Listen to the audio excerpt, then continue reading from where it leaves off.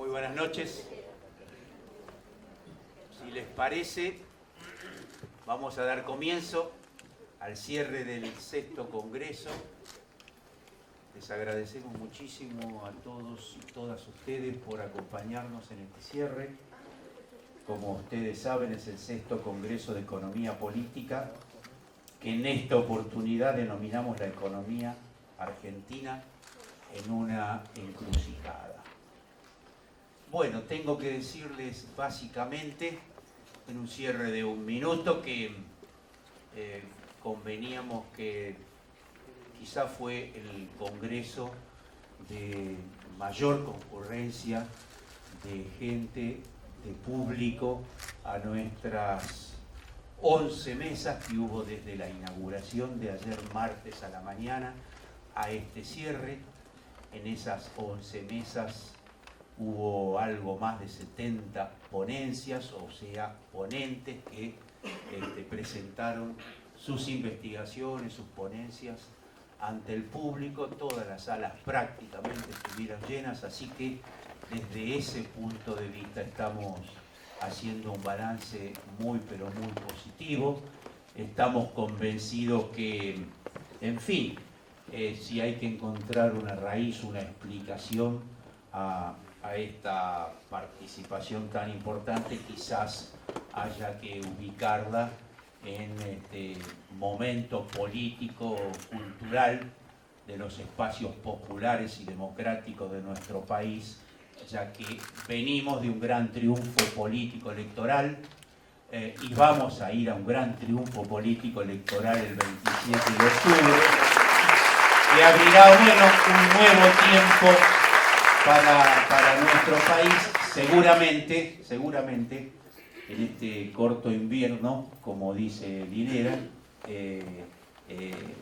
todos están entonces en un momento de gran expectativa, y esto de la encrucijada, en definitiva, refleja lo que es una gran necesidad, tanto en el plano de la economía como en otros, ¿no? Se abre un nuevo momento y, por supuesto, además de la lucha política, de las estrategias que fija el nuevo gobierno, desde todos los ámbitos se trata de reflexionar, de pensar, por qué no decir, de teorizar, con vistas a generar propuestas, instrumentos que faciliten y posibiliten salir de esta encrucijada, por qué no decir dramática, que deja este gobierno conservador. Dicho esto, entonces paso a comentar quienes están presentes en esta mesa de cierre. Si ustedes me permiten, lo voy a hacer obviando los currículum para ganar tiempo y porque todos son conocidos, además de queridos. El primero a mi izquierda es Rodolfo Pastore, de la Universidad de Quilmes. Luego Alex Roy, también de Quilmes. Luego Carlos Heller. Luego Carlos Bianco. Y finalmente, bien a la izquierda, Magdalena Rúa, y nuestro coordinador del Centro Cultural de la Cooperación, Martín Burgos, también. Todos economistas, incluyendo a Carlos Heller, que nadie podría decir que no es un buen economista, un destacado economista. Aunque yo lo niego. Aunque él dice que, bueno, que no lo es en términos universitarios. Bien, vamos a darle la palabra entonces a Magdalena Rúa para que inicie las exposiciones de este encuentro. Gracias. Buenas tardes a todos y todas. Muchas gracias por participar de este 6º Congreso de Economía Política del Centro Cultural de la Cooperación y la UNCI. Agradezco a los organizadores de este evento haberme dado la posibilidad de estar en este panel. Me pone muy contenta. La verdad es que este congreso tiene muchísimo esfuerzo por detrás, así que celebro la organización de este congreso. El congreso tenía entre sus principales objetivos pensar cuáles eran los distintos caminos hacia el desarrollo económico, pensar cuál era el mejor camino hacia el desarrollo económico, y en ese sentido me parece que es es importante pensar qué definimos como desarrollo económico, qué modelo de desarrollo económico queremos. Y creo que el horizonte tiene que ser entonces un modelo de desarrollo económico sustentable y autónomo, y que tenga como prioridad fundamentalmente el pleno cumplimiento de los derechos humanos de toda la población. Y cuando hablo de derechos humanos, no me refiero únicamente a los derechos de primera generación, estos derechos primitivos, los derechos, el derecho a la vida, el derecho a la integridad física, sino también otros derechos humanos como los derechos económicos, sociales y culturales, el poder acceder a un trabajo, el derecho a una vivienda digna, que lo contempla nuestra propia Constitución Nacional, el derecho a acceder a la cultura, a la educación, y también otros derechos humanos como son la diversidad cultural, la diversidad sexual y de género, el gozar de un ambiente sano, la autodeterminación de los pueblos y la soberanía política. En ese sentido, bueno, creo que con ese horizonte entonces tenemos que pensar cuáles son las soluciones para los problemas que enfrenta nuestra economía hoy, que se han debatido a lo largo de este Congreso, porque creo que nos van a querer imponer desde afuera un modelo de desregulación y de liberalización. Ese es el modelo que nos va a querer imponer el Fondo Monetario Internacional, es el modelo que le conviene al centro, pero no es el modelo que nos conviene a nosotros, ¿no? No nos conviene a los países periféricos. ¿Por qué? Porque el sistema económico mundial, que se basa fundamentalmente en el sistema financiero, tiene algunas características, está fuertemente jerarquizado, donde Estados Unidos lidera el resto de los sistemas financieros, donde el dólar es la reserva internacional, que es la moneda que tiene mayor liquidez, y luego vienen las monedas de los países desarrollados, y por último nuestras monedas que no tienen liquidez. En ese sentido, el sistema financiero internacional es asimétrico y nuestros países periféricos están atados y subordinados al sistema financiero mundial. Además, este sistema financiero es sumamente volátil, frágil, inestable y genera recurrentemente crisis, y los países periféricos somos los que estamos atados a mayor volatilidad, justamente por la asimetría monetaria y financiera internacional, porque dependemos de estos ciclos financieros globales, dependemos de los ciclos, los flujos financieros que ingresan desde el centro, porque somos dependientes financieramente. Y otra característica de este sistema financiero es que es fuertemente desregulado, es sumamente opaco, ¿no? Este sistema convive con las guaridas fiscales, convive con la banca en la sombra, justamente se beneficia de ello. Los países centrales son los que sacan mayor provecho de la opacidad, del secretismo, porque hacia adentro de sus propios territorios tienen guaridas fiscales, jurisdicciones del secreto, y también dominan otras tantas jurisdicciones del secreto. Entonces, en este sentido, bueno, la última experiencia, los últimos 4 años del gobierno de Cambiemos, dejan en clara evidencia que esa política neoliberal, que la desregulación y la liberalización no funcionan en nuestras economías periféricas. Lo único que provocan son desastres. Desde diciembre de 2015 asistimos a un proceso, un modelo económico que desplazó el eje productivo de la economía, que se basaba en la economía real, y se centró fundamentalmente en un eje de especulación financiera, retomando el modelo de acumulación que se basaba en la valorización financiera, que se había instaurado con la dictadura militar de 1976 y que había sido interrumpido con las gestiones kirchneristas, ¿no? Bueno, ese modelo se basó fundamentalmente en una política de desregulación cambiaria, liberalización financiera, ¿sí?, que se combinó con altas tasas de interés, y lo que propició fue la entrada de capitales especulativos desde el exterior, que se beneficiaron de esas altas tasas de interés, se valorizaron internamente y luego se fugaron al exterior, ¿no? Ese fue el sistema que permitió financiar también un cúmulo enorme de fuga de capitales, de salida de divisas por parte de los residentes locales, que también sacaron provecho de las altas tasas de interés, valorizando sus capitales y fugándolos al exterior, y todo esto se realizó, ¿no?, bajo el argumento de que la apertura iba a traer aparejada la integración de la Argentina al resto del mundo, y eso provocaría en consecuencia una lluvia de inversiones. Ese fue el argumento. Sin embargo, nosotros sabemos que la lluvia de inversiones nunca llegó, ¿no?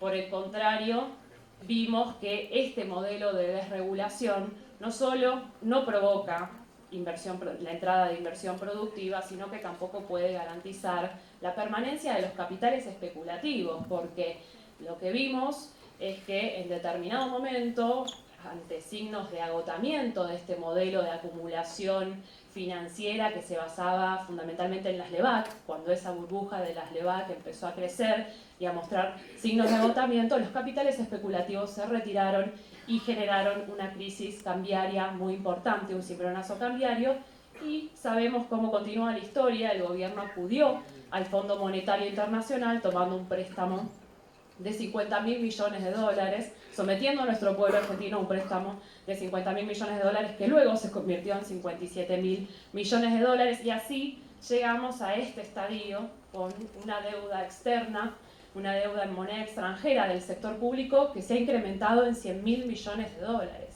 Es un monto fenomenal de deuda externa que lamentablemente, tenemos que decir, no se volcó a inversión productiva, ni a inversión estratégica, ni a infraestructura, sino que se volcó a financiar fundamentalmente la fuga de capitales de los residentes locales, que en estos 4 años, lo que es la formación de activos externos del Banco Central, ya arroja un monto de 81.000 millones de dólares en menos de 4 años, y también para pagar intereses de deuda externa, que suman otros 36.000 millones de dólares. En este escenario, bueno, la fuga de capitales de residentes se fue acelerando muy fuertemente en los últimos años, y ahora ha llegado a niveles escandalosos. En el último mes vimos un nivel récord de fuga de capitales que es únicamente comparable a los niveles de salida más críticos del año 2001, en los peores momentos del año 2001, alcanzó los 6.000 millones de dólares en solamente un mes. Y además esta gestión ha provocado la pérdida de reservas internacionales, que en el último año han caído alrededor de 50.000 millones de dólares. Y también vimos en el último mes y medio una salida de depósitos en moneda extranjera fenomenal, que ya alcanza los 11.000 millones de dólares. Tenemos que decir que muchas y muchos investigadoras heterodoxas y heterodoxos, ya advertíamos esta situación desde las primeras medidas, desde la primera evidencia del gobierno de Cambiemos. Ya nos anticipábamos y sabíamos el resultado de estas políticas económicas. Y tenemos que decir que este gobierno ahora deja como saldo un problema macroeconómico severo, una crisis del sector externo muy importante, una restricción externa fenomenal que es importante resaltar y dar por tierra con el argumento del gobierno de que el problema de nuestra economía tiene que ver con el déficit fiscal y con el gasto excesivo del sector público. Nosotros sabemos que el problema que tiene, el obstáculo más importante hoy es la restricción externa, es la escasez de moneda extranjera que el propio gobierno generó con sus medidas económicas. Y la pesada herencia, en este sentido, la verdadera pesada herencia es la que va a recibir el próximo gobierno, el nuevo gobierno. La pesada herencia es una deuda externa en moneda extranjera del sector público, fenomenal, insostenible. Es también una economía con una grave recesión, con una inflación interanual que ha alcanzado el 54,5%, pero sabemos que va a ser superior, con niveles de pobreza extremos que alcanzan el 35,4%, y sabemos que van a ser superiores porque no se están tomando los últimos impactos de la última devaluación, y eso afecta a 14,4 millones de personas, y sabemos que son más. Una devaluación acumulada del 515% en lo que va de estos 4 años, y obviamente una enorme pérdida del poder adquisitivo de los trabajadores y trabajadoras. En este sentido, teniendo un diagnóstico claro de la situación económica, los desafíos entonces tienen que resolverse pensando en ese horizonte, ¿no? En ese horizonte que marcábamos al inicio, ese modelo de desarrollo económico sustentable y autónomo.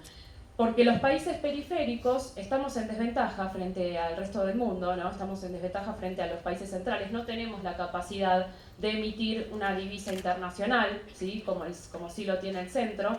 No, nosotros, nuestra única fuente de generar divisa de manera genuina es a través de las exportaciones y por lo tanto tenemos que pensar una planificación estratégica de la moneda extranjera porque es un bien escaso. No nos podemos dar el lujo de financiar la especulación de determinados sectores, los bienes suntuosos o financiar a determinados sectores económicos concentrados que quieren dolarizarse y acumular riqueza. La prioridad tiene que ser entonces el pueblo argentino, el bienestar del pueblo argentino. Y por eso tenemos que retomar entonces el sendero de la regulación. Sabemos ya que la desregulación provoca un verdadero desastre para nuestra economía. Incluso el propio Fondo Monetario Internacional ha cambiado su visión teórica y ha incorporado en sus recomendaciones medidas de administración de los flujos de capitales y medidas macroprudenciales. Entonces, me parece que el fondo debería hacerse cargo de su propia visión teórica, debería hacerse cargo también del erróneo diagnóstico acerca de la situación argentina, y debería tomar parte de la responsabilidad sobre el momento que estamos en la actualidad, y debería dejarnos diseñar nuestro propio programa macroeconómico sustentable, ¿no? Sin meter sus narices.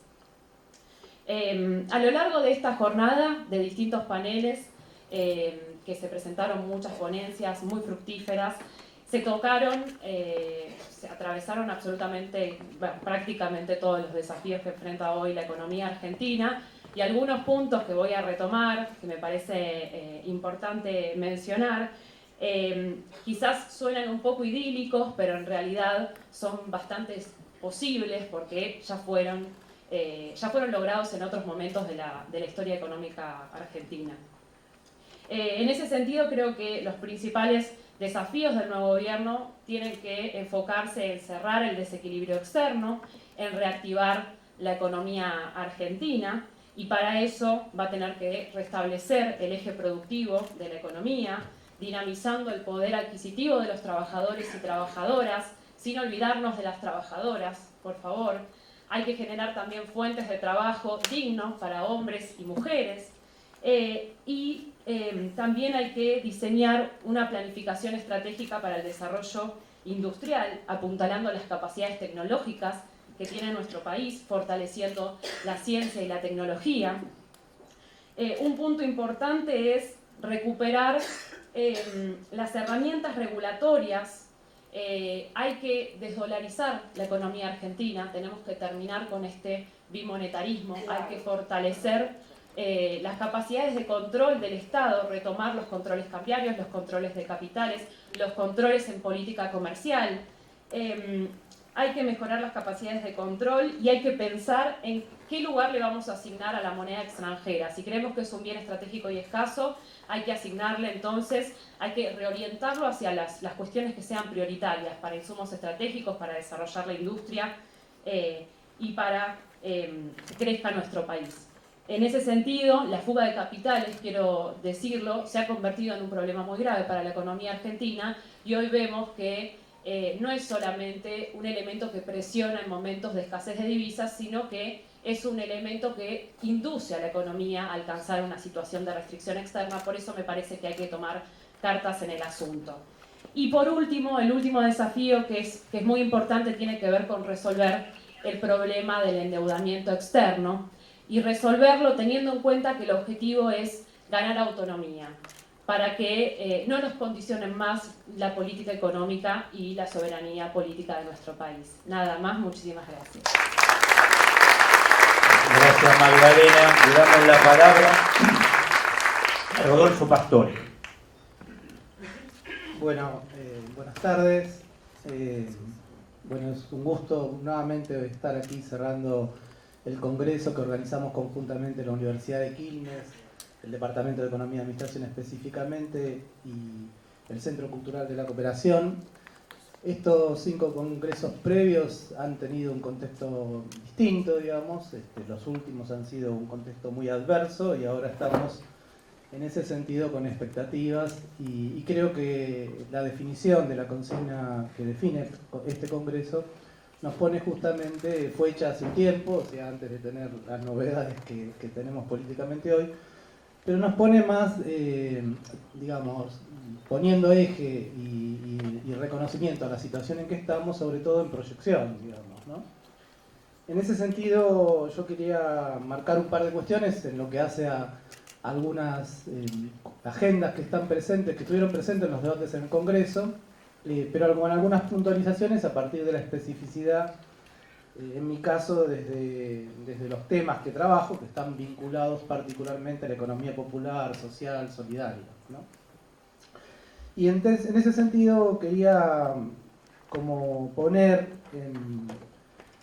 algunos puntos centrales del debate, de la encrucijada, y algunos debates en torno a propuestas en clave de economía política, ¿no? Pensando que el Congreso de Economía Política viene a reivindicar esta relación entre la economía, la política y lo social, digamos, ¿no?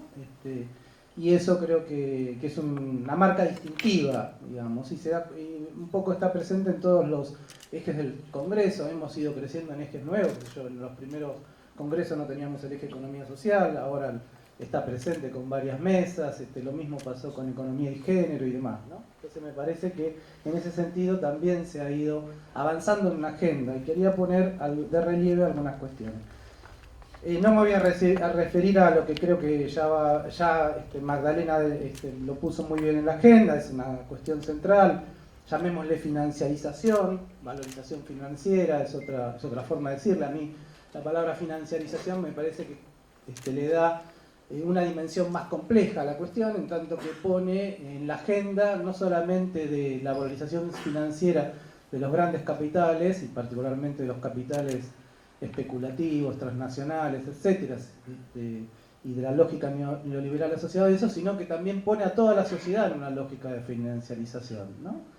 A las familias, a las empresas productivas también en esa lógica de financiarización, al Estado, y eso tiene como consecuencia distintas cuestiones, sin duda el endeudamiento, y el tema clave en lo que quisiera resaltar, el endeudamiento popular, ¿no? Como un tema central de las grandes problemáticas que tenemos hoy en día. Pero la otra cuestión central es que en este tiempo se han agrobado, se han multiplicado en una escala muy, muy elevada problemas de fondo que la economía argentina ya tenía, como son las condiciones de los desequilibrios estructurales. De esto se habló en varios de los paneles, y dentro de esos equilibrios estructurales, retomando una noción clásica al pensamiento estructuralista de América Latina, no solamente de desequilibrios, sino de heterogeneidades productivas, ¿no? Desequilibrios externos, desequilibrios fiscales, pero también de heterogeneidades productivas, ¿no? Y eso de heterogeneidad productiva lo quiero ligar directamente a la cuestión de la economía popular, social, solidaria. Pero en ese punto, un tema central es el crecimiento de las problemáticas sociales, y las problemáticas sociales vinculadas a la exclusión, a la precariedad laboral, al problema alimentario, por ejemplo, que está en la agenda y está muy bien puesto en la agenda, y esta semana en particular, y va a ser un tema clave de la agenda, no solo de corto plazo, sino en términos, yo creo, más centrales de mediano y largo plazo, ¿no? Hay otras cuestiones que no me voy a referir, pero que creo que son importantes, que tiene que ver con la estructura altamente concentrada, centralizada y transnacionalizada de la economía argentina, algo que es un proceso de largo alcance, pero obviamente que los procesos neoliberales vienen a ampliar, a multiplicar y a condicionar severamente. Y por último, un tema que el pensamiento crítico ha puesto en la agenda y los movimientos sociales territoriales, el extractivismo, ¿no es cierto? Porque tenemos una economía profundamente asentada en sus actividades más dinámicas, en actividades profundamente extractivistas, ¿no? Con los perjuicios que eso tiene desde el punto de vista no solamente en términos de efecto empleo y demás, sino también en términos ambientales, en términos de salud poblacional, ¿no? Bueno. Entonces, en esa agenda, que es una agenda que es de corto plazo por la agravación de las problemáticas que ha generado el macrismo y el neoliberalismo en general, que viene siempre a poner en una escala mucho mayor esas problemáticas, pero que, como digo, son problemas más estructurales. Yo quisiera referirme a tres cuestiones que que son cuestiones de agenda central en la etapa actual y en lo que se viene, yo creo. Y esto tiene que ver también con las respuestas sociales a esas situaciones críticas. En primer lugar, en la cuestión social, la emergencia de una agenda de los trabajadores, una agenda que ha sido una agenda de resistencia, de lucha social, de movimientos, pero que esa agenda de los trabajadores hoy no es solamente una agenda de los trabajadores asalariados. Hoy es una agenda de los trabajadores asalariados conjuntamente con una agenda de los trabajadores precarizados, de los trabajadores de la economía popular, de la economía autogestionada, y eso se ha visto en la calle, pero está dándose también en los foros, en los debates presentes, por ejemplo, en un foro reciente, y ahora ese foro se está haciendo en todo el país, de la economía cooperativa, autogestionada y popular, digamos, que por primera vez veo una coincidencia de agenda entre los trabajadores de la economía popular, una parte de los trabajadores de los movimientos de los trabajadores de la economía popular, y los trabajadores del cooperativismo de trabajo y autogestionado. Esto estuvo presente, y la agenda esa es interesante porque no es una agenda solamente, y es fundamental, que es una agenda de derechos, o sea, el reconocimiento de derechos, de la cual nos hablaba Magdalena, pero el reconocimiento de los derechos más amplios del conjunto de los trabajadores. Es una agenda de redistribución, es una agenda de redistribución de ingresos también, que es una agenda común de los trabajadores, pero es interesante porque también es una agenda de desarrollo económico. Esto es lo que están planteando hoy buena parte de los movimientos sociales vinculados a la economía popular, a la economía autogestionada. Entonces, primera cuestión, me parece que la economía política tiene que dar cuenta de esto, porque si la economía política no da cuenta que la cuestión social no es solamente una cuestión social, puro política social, que también es una cuestión de agendas de desarrollo y por lo tanto de políticas económicas y de transformaciones productivas, me parece que nos estamos quedando limitados. De hecho, si uno repasa el programa elaborado en el Frente de Todos, esto ya es un avance muy importante en relación a otras programáticas que estuvieron presentes en años atrás, y de hecho en la política alimentaria aparece no solamente una cuestión de redistribución de alimentos, sino también una cuestión vinculada a la construcción de mercados, a la cuestión de formas organizativas de la economía, de la agricultura familiar, de las cooperativas alimentarias, etcétera, etcétera, etcétera. Entonces, me parece que ahí estamos en un punto de gran desafío, estamos en una cuestión central de agenda, y me parece que va a estar rondando en buena parte, no solamente en el corto plazo, sino también en el mediano y al largo plazo, esa cuestión. La segunda cuestión es la irrupción y la importancia del movimiento feminista, de los movimientos feministas. Y esto está para mí directamente ligado también a la agenda económica.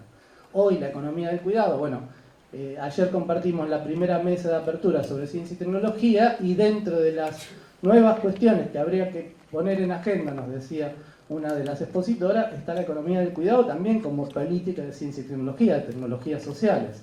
Porque ¿cómo vamos a asumir una política de economía del cuidado que dé atención a un derecho, al derecho del cuidado, y al mismo tiempo que lo dé en clave de economía feminista, ¿no? Es un gran desafío. Yo creo que ahí la agenda esa tiene que estar vinculada a la desmercantilización, y la desmercantilización, o sea, a derechos en fin y al cabo, pero la desmercantilización también a tomar en consideración las acciones, las iniciativas, el desarrollo que hay en la economía comunitaria, en la economía doméstica, y también obviamente en las formas asociativas de construcción de cuidados. Ahí hay una agenda que es una agenda mundial, hay muchas experiencias al respecto, se ha avanzado mucho, creo que tenemos mucho que avanzar en Argentina, teniendo como dificultad, sin lugar a dudas, que también tenemos una situación fiscal complicada, que habrá que ver cómo se trabaja en estas dos cosas. Está presente en la agenda de los debates y demás. Y la tercera cuestión, y con esto iría cerrando por una cuestión de tiempos, que quisiera poner también como agenda, además de esta agenda de los trabajadores y la economía popular, en clave de derechos, de la agenda de la economía del cuidado y de la desmercantilización del cuidado, La tercera agenda tiene que ver con la lucha contra la concentración y centralización y transnacionalización de la economía argentina.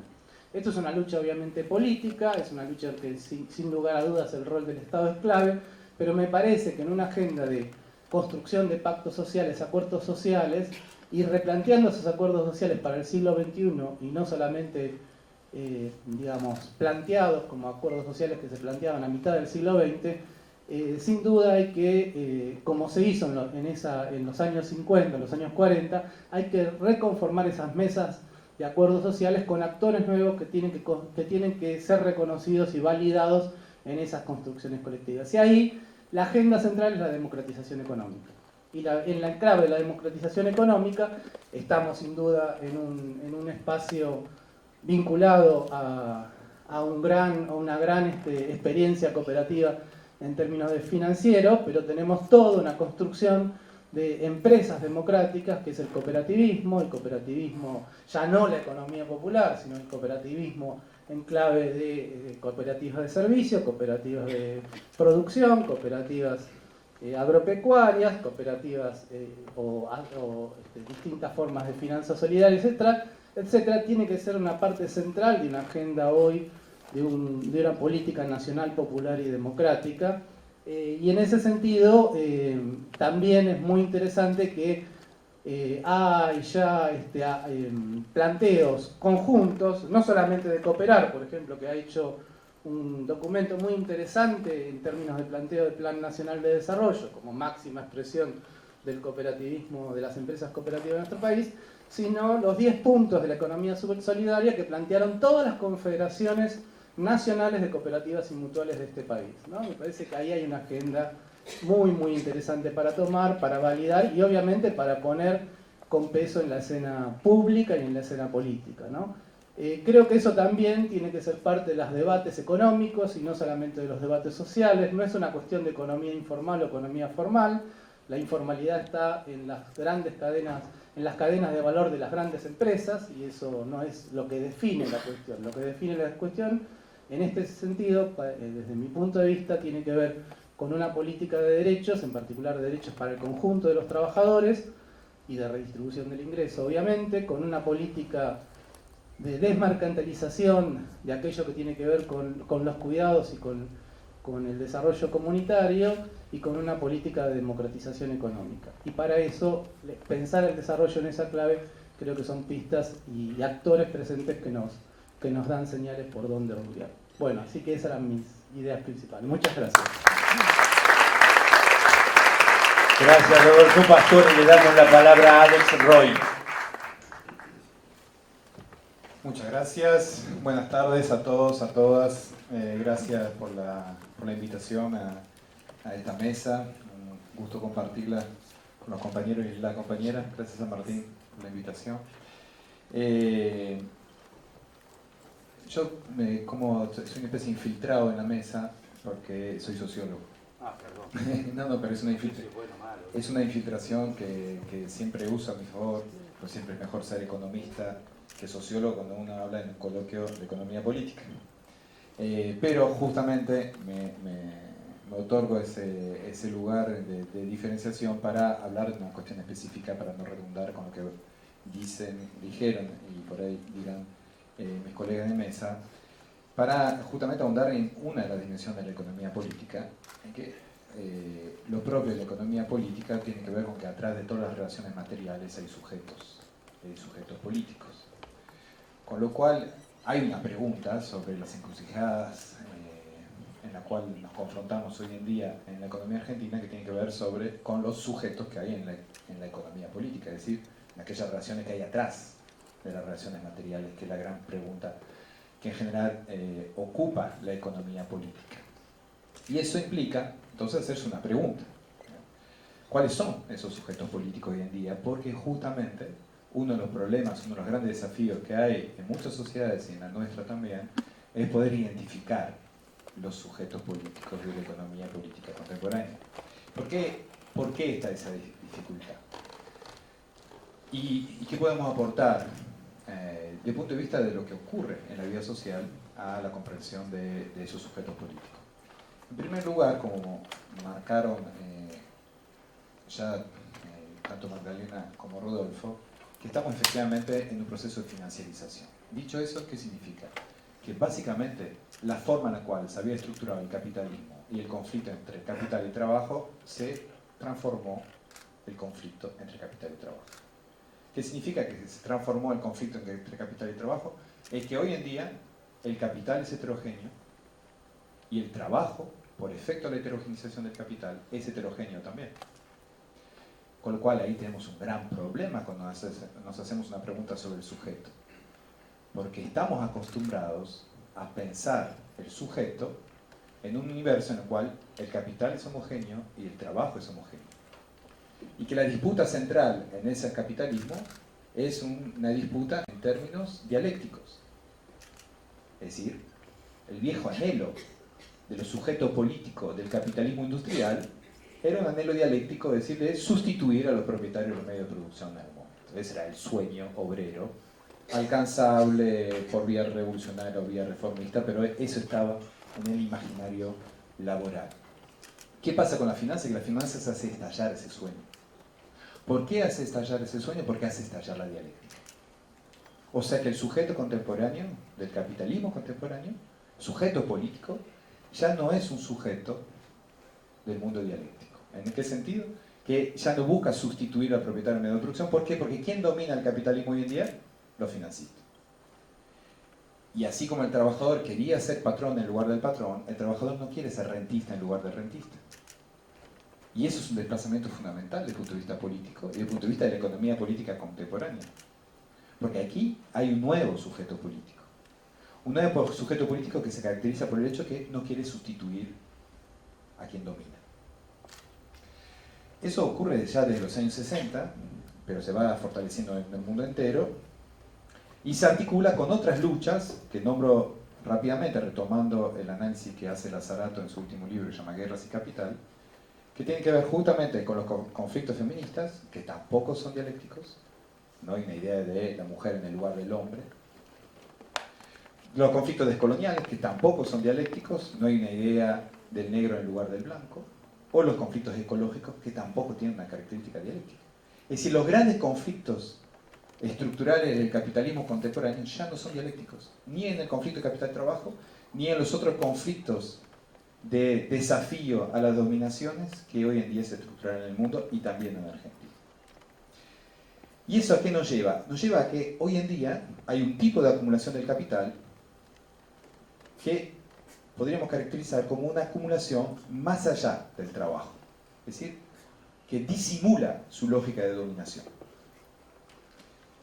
Y la consecuencia de eso es que el conflicto central del capitalismo ya no es solamente la disputa por la tasa de ganancia, como supo ser en el capitalismo industrial, sino la disputa por la tasa de ganancia, pero también la disputa por la tasa de interés y también, más recientemente, la disputa por el control de los algoritmos. Es decir, que no solamente hay una disputa por la propiedad, que es una de las disputas centrales de la tasa de ganancia, sino también unas disputas por las tecnologías de control del crédito y también de los datos. ¿Sí? Lo que ya se discutía en los años 70, justamente con el paso de la sociedad disciplinaria a la sociedad de control. Pero estamos en esa sociedad de control, ya metidos adentro. Entonces, si asumimos que estamos en un capitalismo que ya no se ordena desde el punto de vista dialéctico, sino que los conflictos centrales son conflictos de desplazamiento, que son conflictos de otra naturaleza, y que además lo que está en disputa es ganancia, interés y algoritmos, entonces estamos frente a nuevos conflictos sociales, o sea, una nueva economía política. La pregunta que hay que hacerse desde el punto de vista de la pregunta sobre el desarrollo, si asumimos que el desarrollo es organizar el conflicto, organizar las relaciones de fuerza, no digamos, proyectar deseos, sino organizar relaciones de fuerza, la pregunta que uno se hace es, para transformar el desarrollo del capitalismo argentino, entonces lo que hay que hacer es organizar las relaciones de fuerza de tal manera que sea favorable a, y ahí viene la política, a los trabajadores. ¿Y cómo se hace para organizar conflictos en la economía política contemporánea que sean favorables a los trabajadores si justamente el capital acumula más allá del trabajo? Es decir, que disimula su lógica de dominación. Porque muchos de los trabajadores endeudados no necesariamente piensan que ahí hay alguien que le está sacando plusvalor, sino piensan que están endeudados. O sea, se disimula la relación. Eso es lo propio del endeudamiento. Además, en algunos casos, la figura de la cuota es una disimulación de la propia relación de endeudamiento. Entonces allí, efectivamente, la sociedad argentina, como muchas veces pasa en la historia, hay actores que empiezan a expresar lo que ocurre en la historia. Y hay un actor en particular sobre el cual me quiero concentrar, podría haber otros, que es justamente la economía popular. La economía popular como una forma de pensar esa nueva economía política. ¿Por qué? Porque es un sujeto justamente que se autodefine como trabajador sin patrón. Desde una trayectoria, recuerdan, que tiene que ver con las transformaciones del movimiento piquetero a trabajadores sin patrón, organizados gremialmente, diciendo nosotros somos trabajadores que producen su propio empleo, o sea, que desafían justamente cierta figura dialéctica tradicional. Lo cual es un gran desafío para gran parte de la política argentina que está acostumbrado a pensar el trabajo desde la relación de dependencia. Y, como decía Rodolfo, efectivamente avanzamos mucho en los últimos años en la articulación del discurso de la economía popular con la economía social y solidaria, cosa que antes había fricciones, pero también avanzamos en la articulación entre el sindicalismo tradicional y la economía popular, donde también había muchas fricciones y siguen habiendo. Sigue habiendo, ¿por qué? Porque no se identifica la figura del trabajador si no hay una relación de dependencia visible. Y ahí hay algo para nosotros que es fundamental, que es una categoría que viene del Sindicato de Trabajadores Ladrilleros, que dicen, nosotros en nuestra práctica tenemos una figura que se llama el patrón oculto, el patrón que no se ve. Y ahí eso le da una vuelta de tuerca interesante. Si no solamente hay un conjunto de trabajadores, estamos hablando de cerca de 4 millones de trabajadores en Argentina, no de 30.000, 4 millones. Una dimensión estructural que en gran medida nos cuesta asumir finalmente dentro de nuestra economía política. Y entre esos 4 millones justamente se autodefinen como trabajadores sin patrón, pero paradojalmente en una relación con un patrón oculto. Y eso es gran parte de la discusión que estamos llevando adelante. ¿Por qué? Porque esa figura de trabajador sin patrón, pero con patrón oculto, permite dar cuenta de cierta autonomía desde el punto de vista de la lógica productiva, y ahí conecta con la agenda de la economía social y solidaria, la autogestión. Pero a su vez, de trabajadores que están en una relación de explotación a través del patrón oculto. ¿Cuál es esa relación de explotación? Por lo menos dos. Uno, el propio capitalismo financiero. A través, efectivamente, también lo que marcaba Rodolfo, el endeudamiento popular. A través de las entidades mal llamadas no financieras, que tienen tasas de interés no reguladas y que multiplican por 2 o por 3 la tasa de intereses del mercado. Nosotros hicimos una encuesta con compañeros de la economía popular porque nos decían cómo son pobres no pueden estar endeudados porque no puede haber excedente en la pobreza, es un problema conceptual, hay excedente en la pobreza, que pasa que es un excedente particular, pero que ese excedente es captado por la tasa de interés. De hecho, 75% de nuestros compañeros en la provincia de Buenos Aires están endeudados a tasas de intereses que triplican la tasa de intereses más alta de los sectores medios de los sectores altos. Eso se llama explotación financiera, explotación indirecta financiera. Segunda forma de explotación, y ojo, un punto súper importante, que obviamente los trabajadores de economía popular están explotados a tasas de intereses más altas, pero la ventaja de esa categoría, que todos los aquí presentes, desde que este país está endeudado por lo menos, a niveles en los cuales este gobierno se endeudó, somos todos trabajadores de un patrón oculto, que es el capitalismo financiero internacional, porque les recuerdo que cada vez que compramos algo, que pagamos impuestos, parte de nuestros impuestos tiene que ver con el pago de la tasa de interés de nuestra deuda con el FMI. O sea, todos tenemos un patrón oculto. Entonces ahí es interesante para nosotros esta categoría porque implica la especificidad de un sujeto político, que es la economía popular, pero a su vez un denominador común que tiene que ver que todos estamos atravesados por esa relación financiera. Estamos todos financiarizados vía la tasa de interés, y de ahí la importancia de incorporar la regulación de la tasa de interés también al conflicto social, no solamente la regulación de la tasa de ganancia.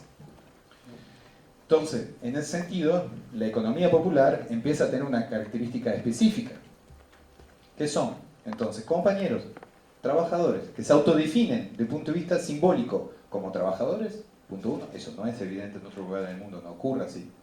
En el resto de América Latina hay grandes campañas para que se piense como microemprendedores, ¿no? Un compañero, yo siempre cuento esa anécdota de un compañero en Colombia, maoísta, que decía, un cartonero es pequeña burguesía porque es propietario de su medio de producción.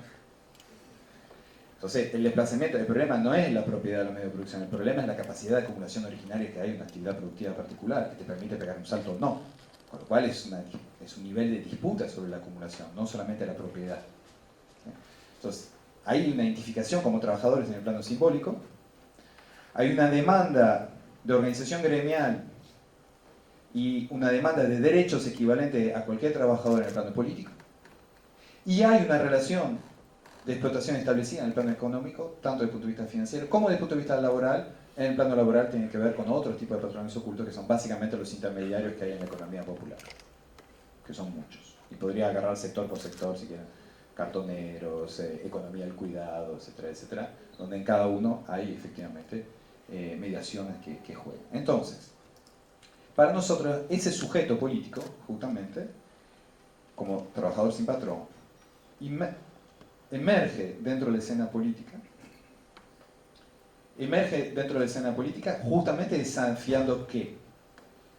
Pidiendo una nueva forma de organización del conflicto capital-trabajo, que asuma la heterogeneidad del capital, que asuma la heterogeneidad del trabajo y que pueda efectivamente construir una relación. Eso para nosotros es un contrato social. ¿Qué es un contrato social?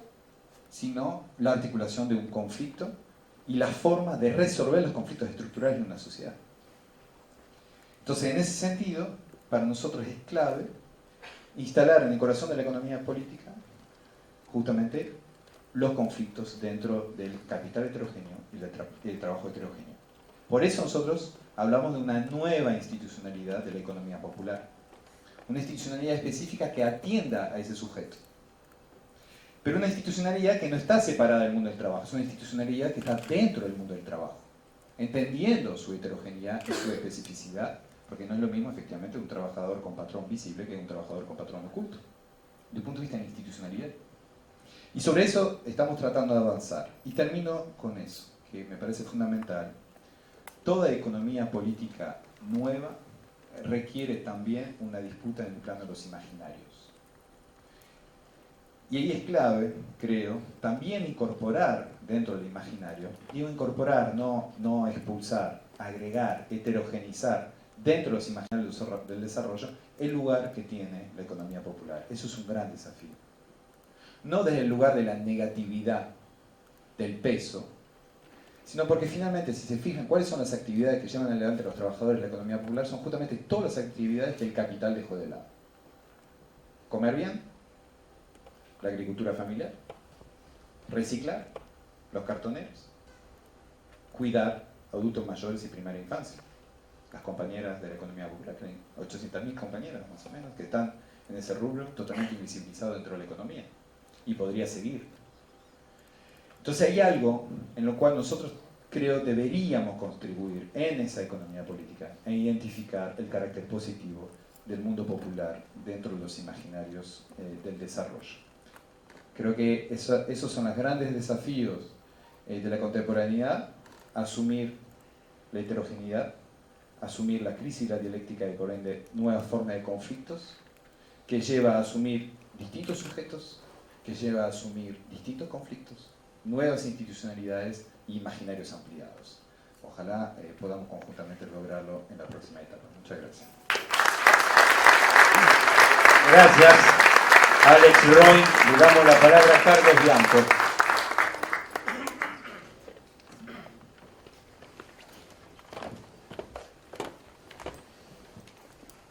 Bueno, buenas tardes a todos y a todas. En primer lugar, bueno, agradecer a Juan Carlos la presentación, pero también la invitación que me han hecho llegar para participar de este cierre del Congreso, tanto Rodolfo como Martín.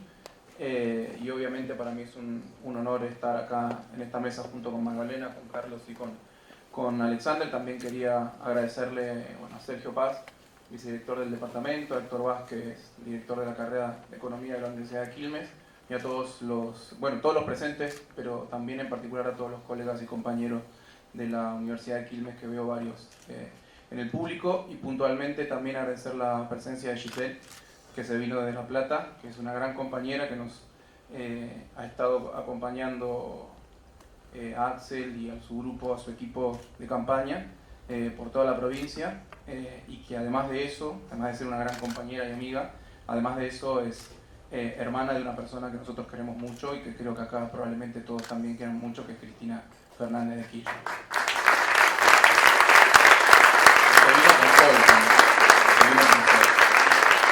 Son los compañeros de la capital. Bueno, yo quería también hacer una suerte de diagnóstico en 4 planos y después también hablar muy brevemente de algunos desafíos tanto políticos como económicos. Y siguiendo el método, esto es un congreso, el 6º, ¿no?, del Congreso de Economía Política de la Universidad de Quilmes y de la CCC, también quería, por eso justamente, hacer un análisis como la economía política manda, de lo más general a lo más particular. Entonces lo voy a hacer muy breve porque sé que no hay mucho tiempo, algún análisis de lo que está pasando en el mundo, lo que está pasando en la región, lo que está pasando en Argentina y por alguna razón también lo que está pasando en la provincia de Buenos Aires, que se me ocurrió hablar de la provincia de Buenos Aires. Sé que hubo una mesa hoy que habló Eduardo, creo, y bueno, seguramente estuvo presentando el libro Radiografía de la provincia de Buenos Aires, sí. No me acuerdo el título completo, que es un libro en donde hay varios autores, pero que nos ha permitido estudiar muy en profundidad los distintos aspectos políticos y económicos y sociales de la provincia. Es un gran diagnóstico del estado de la provincia. Entonces, el mundo. Muy breve, pero lo que quiero hacer es mostrar la complejidad en la que se encuentran todos estos niveles, el mundo, la región, la Argentina y la provincia de Buenos Aires. En particular para demostrar que, al hablar de los desafíos al final, que no es moco de pavo lo que viene, y cómo hay que abordarlo desde el punto de vista político, fundamentalmente. Primera cuestión, el mundo. Para resumir, hoy estamos en medio de una disputa hegemónica como muy pocas veces pasó en la historia del capitalismo.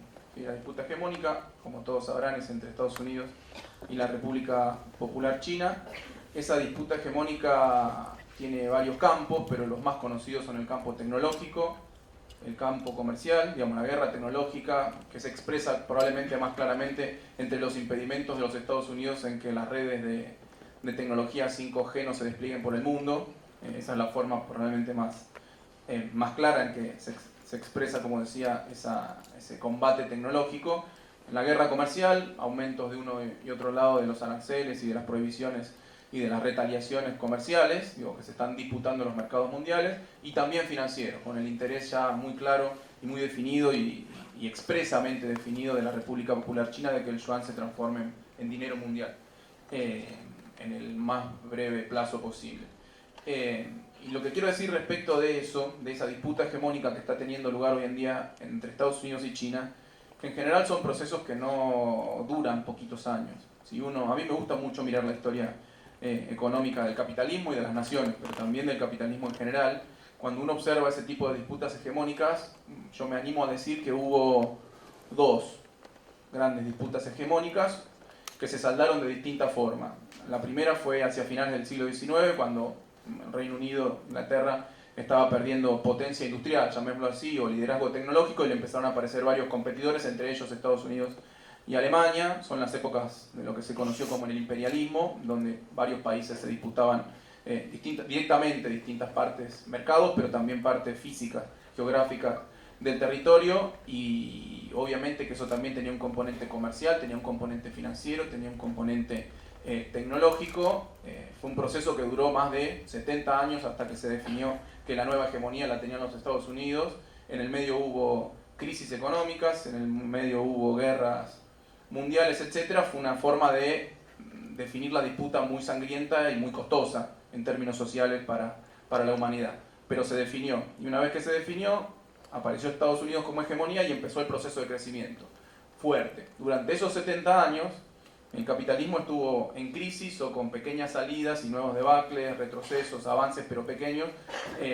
Lo que digo es que hasta que no se define un hegemón claro en la economía capitalista, los procesos de crecimiento y desarrollo no son tan claros. Una vez que se definió en Estados Unidos, empezó la llamada época dorada hasta los años 70, en donde empezó de nuevo la discusión de la hegemonía financiera, pero también comercial, política y tecnológica, que fue más breve, que no fue, por suerte, sangrienta, como la definición de esa disputa que dieron entre otros Estados Unidos e Inglaterra, que fue la de los años 80. Entre Estados Unidos, con métodos de producción, con formas de producción puntualmente que estaban quedando de alguna manera retrasadas, lo que se conoce puntualmente como el Fordismo y las tecnologías vinculadas al Fordismo, y como eventual competidor en ese momento, del que se escribieron ríos de tinta diciendo que iba a ser la próxima potencia hegemónica en unos años, etc., Japón, y en segundo plano Alemania también. Y que esa disputa hegemónica no se resolvió mediante una guerra, mediante conflictos, sino que se resolvió más rápidamente mediante adelantos tecnológicos. Estados Unidos fue capaz de capitalizar, de avanzar, de ir a la cabeza de las nuevas tecnologías de la información y la comunicación, y a partir de eso pudo desplazar la competencia japonesa. Pero durante los años 80, recuerden, a los que estudiaron un poquito de historia económica, también hubieron muchas de estas herramientas que se están utilizando hoy, restricciones voluntarias a la exportación que le aplicaba a Estados Unidos, que es toda una contradicción, ¿no? Restricción voluntaria a la exportación que le aplicaba a Estados Unidos a Japón, aumento de los aranceles, disputas tecnológicas con la moderna tecnología también entre Estados Unidos y Japón, y terminó capitalizando Estados Unidos esa disputa nuevamente y se confirmó como hegemón. Después de esos años en donde parecía haber cierta amenaza de Japón, por un lado se confirmó como potencia mundial, y ahí vino la Pax neoliberal, la llamo yo. Tuvimos la Pax británica hasta que Estados Unidos disputó, después la Pax americana hasta los años 70, y después la Pax neoliberal de los años 90, en donde el fenómeno del neoliberalismo, con una de sus principales características, que es la financiarización, avanzó muy rápidamente.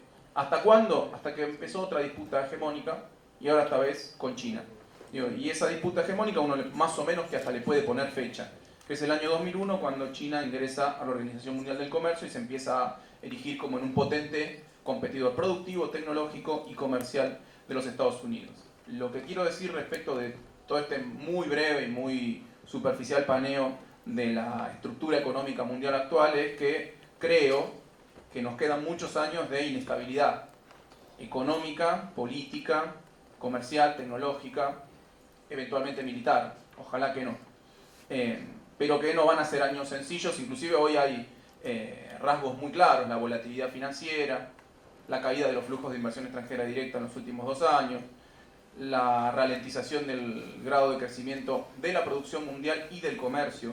En particular, en los últimos años se dio un fenómeno muy extraño en la historia del capitalismo, que es que el comercio internacional crece por debajo de la producción mundial, siendo que la producción mundial ya está creciendo poco. O sea que son rarezas que suceden dentro del capitalismo en estas épocas que son de mucha turbulencia política, económica, tecnológica, financiera, etc. Lo que digo es, el escenario actual y de los próximos años no es un escenario mundial muy fácil. Digamos, difícilmente encontrar viento de cola en los próximos años en este contexto, en este escenario internacional. Segundo, la región. Me animo a decir que pasamos de unos 8, 10, 12 años, depende donde uno le pone la fecha de comienzo y finalización, que se lo conoció como la década ganada para América Latina, o los años de los gobiernos más de tinte nacional y populares, en donde hubo grandes logros, probablemente mayores logros políticos que económicos, la creación de la CELAC como representación de los países desde México hacia el sur, que fue un logro muy importante, que permitió pensar los problemas latinoamericanos desde el punto de vista latinoamericano, la creación de UNASUR puntualmente en América del Sur, a un intento en los últimos años, luego que terminaron la mayor parte de esos procesos, de esos gobiernos nacionales y populares, a un proceso en donde se quiso o se está desarticulando mucho esa institucionalidad que se había bastante profunda, que se había creado, para dar paso a una nueva representación de la OEA en la región, intentar solucionar los problemas desde el norte, los problemas desde el sur, intentar solucionarlos desde el norte, y ahora este fenómeno que de los últimos años, que es mucha cáscara y poco contenido, digamos, Prosur, que se supone que es una alianza de países no ideológica, pero que todos los países que están ahí adentro tienen gobiernos de derecha. Es raro, es una alianza no ideológica medio particular. Y además, digo, yo decía que los mayores logros fueron más políticos que económicos en el conjunto, para la región, no para los países individuales, ¿no? Para la región. ¿Por qué digo que no fueron económicos o de desarrollo productivo? Porque la verdad que durante esos 10 años no fuimos capaces en la región de coincidir en un modelo de desarrollo común para nuestros países. Y lo voy a poner muy sencillamente en el caso del Mercosur, en donde había coincidencias políticas muy fuertes entre los distintos gobiernos nacionales y populares, bueno, Chávez, Maduro después, Lula en Brasil, los gobiernos del Frente Amplio en Uruguay, los gobiernos kirchneristas en Argentina, los gobiernos de Paraguay, de Lugo, etc. Había coincidencias plenas probablemente o muy fuertes en términos políticos de representación en la región, pero los modelos de desarrollo de esos países iban uno para cada lado y nunca se pudo lograr una complementariedad entre esos modelos de desarrollo. Lo voy a poner en términos muy caricaturescos, si ustedes quieren. Venezuela con su hiperdependencia del petróleo, que nunca la pudo solucionar por las distintas razones que a uno se le puede imaginar.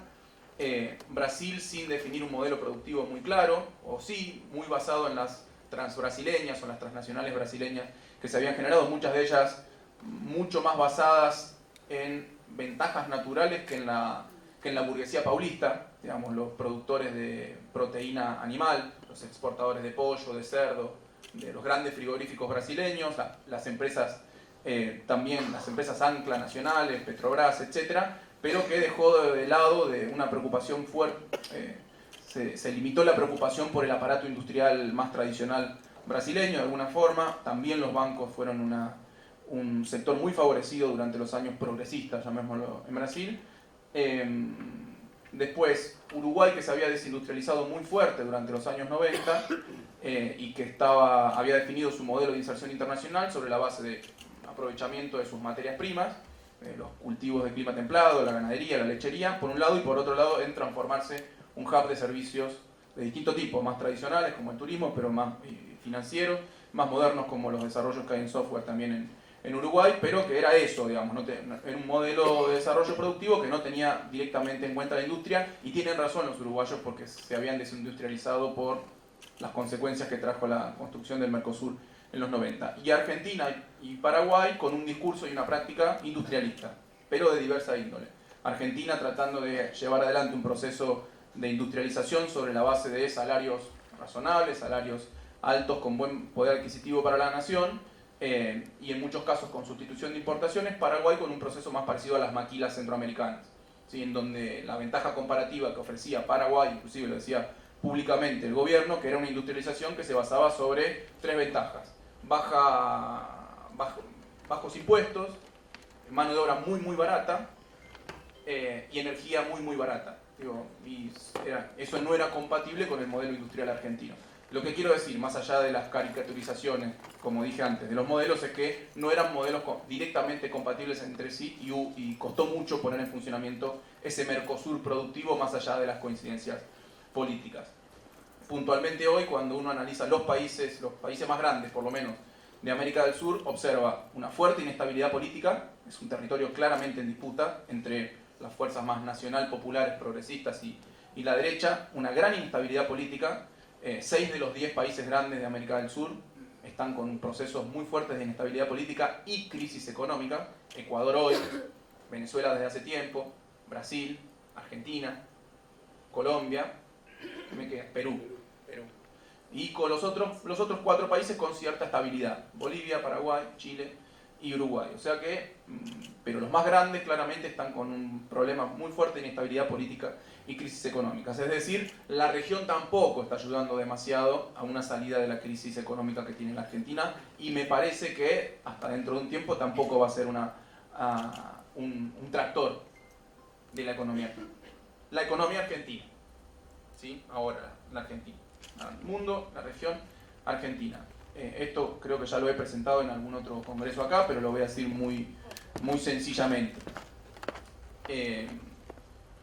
Con el advenimiento de Macri se cambia muy fuertemente de modelo económico. Teníamos, como lo dije hace un ratito, un modelo de crecimiento que se basaba en el desarrollo industrial y de nuevos sectores productivos, en la consolidación de los sectores tradicionales, en el pago de buenos salarios, de generar empleo formal, con las insuficiencias que todos conocemos, y con una clara vocación de incluir a las poblaciones más marginadas, lo que se llama inclusión social. Se cambia un modelo, llamémoslo el tercer periodo neoliberal para resumir, con un problema que estaba desconectado de la realidad internacional, del escenario económico internacional. ¿A qué me refiero?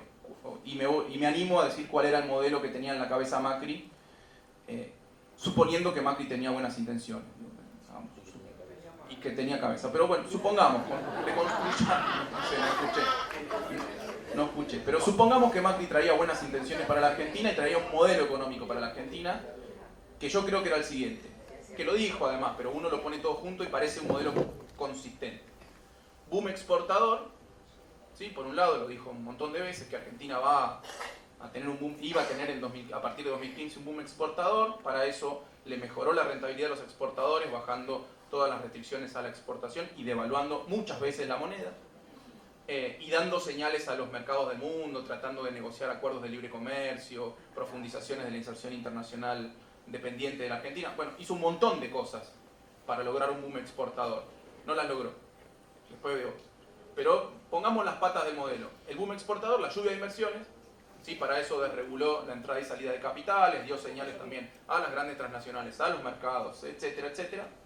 Y solucionar el problema con los fondos, con los holdouts, como decían ellos, es decir, capituló ante los fondos buitres para volver a los mercados de deuda y, tal como decía Macri, esa deuda que se iba a tomar en los mercados iba a servir para grandes proyectos de infraestructura y de inversión. Esas eran las tres patas con las que iba a lograr un crecimiento, y debajo de ese crecimiento iba a operar la famosa teoría del derrame, que es una teoría muy famosa porque nunca funcionó en la historia, es así de famosa, con lo que de a poco nos iba a ir llevando a la pobreza cero. Yo creo que eso era la estructura por lo menos del relato macrista. Boom exportador, lluvia de inversiones, captura de deuda en los mercados internacionales para grandes proyectos de inversión, crecimiento y aliviamiento de la pobreza. Creo que lo de pobreza cero nunca se lo creyeron ni ellos, pero suponiendo que la economía crecía, se podía aliviar relativamente la pobreza en su mente. ¿Cuál es el principal problema de este modelo? Que ninguna de las tres patas funcionó porque el escenario internacional impedía que eso funcione. ¿Qué digo? Los mercados estaban más vendedores que compradores. Creciente proteccionismo, como dije antes, en el marco de los conflictos comerciales a nivel mundial. Y problemas de oferta para las exportaciones. Es decir, era imposible, y esto no lo digo ahora, lo escribí, me acuerdo de una nota que publiqué en un blog el 31 de diciembre de 2015. ¿Sí? Mientras cocinaba la cena de fin de año, lo publiqué diciendo: es imposible que suceda un boom de exportaciones. Por estas razones. Bueno, no sucedió el boom de exportaciones. No iba a haber una lluvia de inversiones extranjeras directas por distintas razones, entre otras porque la inversión extranjera directa a nivel mundial estaba en retroceso, porque había un nivel de reversión de los flujos de capital desde la periferia hacia el centro, productivo, y eso tampoco sucedió. Después eso se agravó obviamente con la capacidad ociosa de la industria argentina. ¿Quién va a venir a invertir en un país en donde hay más máquinas que producción y demanda? Entonces eso se agravó. Y lo otro, que fue capturar deuda para hacer proyectos de inversión, tampoco sucedió, a pesar del brutal endeudamiento externo que hubo, como acá lo comentó Magdalena en su presentación. Entraron casi 200.000 millones de dólares de deuda externa en la Argentina desde que llegó Macri. Casi 200.000, incluyendo el préstamo del FMI. Casi 190 y pico de mil, creo que fueron. Millones de dólares de deuda, pero no fueron para infraestructura. Y nunca podrían haber ido para infraestructura. Nadie nos hubiera prestado 200.000 millones de dólares para hacer infraestructura.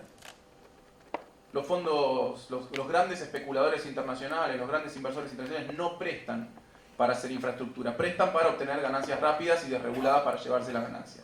O sea que ninguna de esas tres patas funcionó, obviamente no hubo crecimiento, y ni siquiera pudimos probar la teoría del derrame.